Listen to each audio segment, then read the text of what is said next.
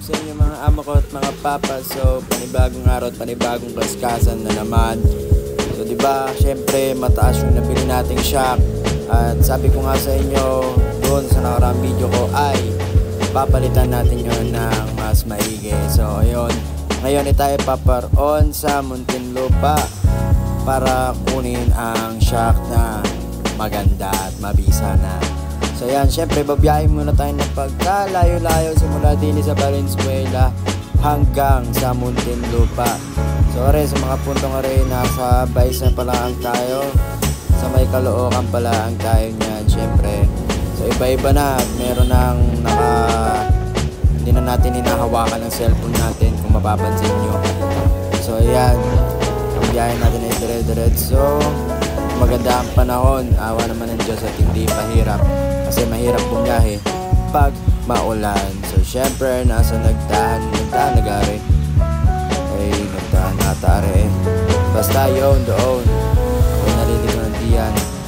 So dire-diretso yan pagkakilo dyan, dire-diretso na yun hanggang makarating ng EDSA, tapos papasok ng SLEX. So ayan, sinubukan natin na rin si Doraemon kung papalag ba. Ayan ang takbo, ayan na ba? Alay, bilis-bilisan mo, baka ikay maiwanan. Ay bibilisan nga sadya. Oh, top speed pa ata are Oh, 121. So ayan, di na nadaan yung mga aeroplanong malalaki. Diba, wala namang nadaan So ayan, puro drive lang tayo syempre. Ngayon naman talaga, wala naman tayo pa makukuha na wala pa mga EB na pupuntahan. At matagal-tagal pa ang EB na ating pupuntahan. So ayan, gayaan lang muna tayo. Tamang biyahe-biyahe lang. Hanggang sa pagdating natin din sa Muntinlupa ay siya, inabot tayo ng kalintikan na ulanare. So ayan, pumarada muna tayo din sa may gilid. Nakipark muna tayo diyan.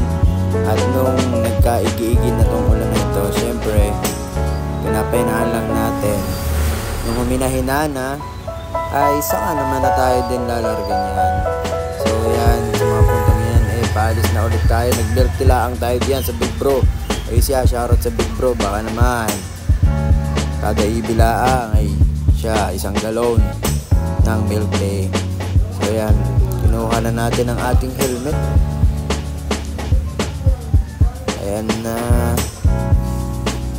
Ayan, dini. Ayan.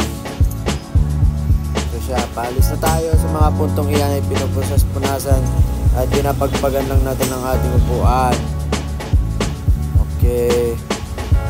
So ayan, palabas na tayo. Ayan, dahan-dahan laang. Ay siya, ako'y hindi na babahala din sa shock na rin. Pag sa taas naman talaga sadya, ay namang taas na rin. Nung dating shock ni Doraemon 2 finger gap lang doon sa aking pipe, bago ngayon 3 finger na. Siya parang hindi tataas yun, o diga. So yan, hindi na tayo sa lugar kung saan yung kukunin natin yung shock. So itong shock na rin ay gawa ni Mr. Project Stance. Kung kilala nyo si Project Stance, yan, shoutout sa kanya. So syempre tayo po paparoon sa kanila at maalog-alog ang kalsada din. Ang aking kapitan ay inaalog talaga, tinatagtag ng pagkalalala. Oh, ayan. Ayan kaya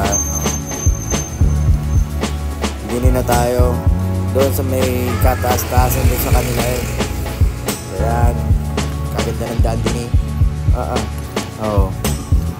Tapos syempre nung pagdating natin din sa kanila ay wala pa siya. So syempre naghintay muna tayo ng kakaunti at chinat-chat natin siya na naandinin na tayo kasi hindi tayo makapag-update sa kanya kanina. Wala tayong load. Ay nagpa-load muna tayo diyan sa may tindahan, diyan lang sa may Gedli. Oh, grabe talaga. Oh, yan ang shock. Ang shock dumating na. Yan ang shock. Ay, nako. Yan yan ang sinasabi ko sa inyo. Ay 3 finger grab are ako surang-sura diyan. At taas na taas ako sa shock na are.